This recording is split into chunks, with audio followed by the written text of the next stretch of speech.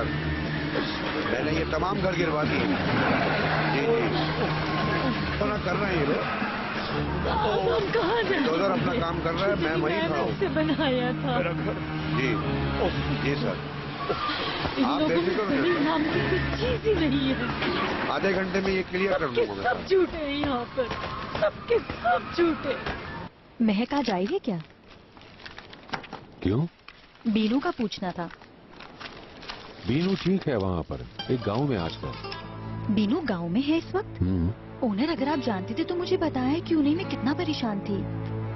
उसने कुछ बताया कि वो गांव में कहाँ रह रही है? तुम क्या करोगी जानकर?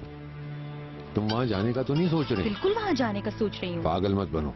ओनर, मैं बीनू को इस तरह से नहीं छोड़ सकती हूँ, वो वहाँ अकेली है। तुम्हें कैसे पता कि वो अकेली है? ओनर, आप जानते हैं आप क्या कह रहे हैं? छोड़ दो उसे शहजाद, उसके हाल पर। वो इस हाल में मेरी वजह से, मैं उसे नहीं छोड़ सकती। तुम्हारी वजह से नहीं, करीम की वजह से वो इस दुख में मुब्तला है। कोई फायदा हम नहीं। कितनी मर्तबा इस बारे में बात करेंगे?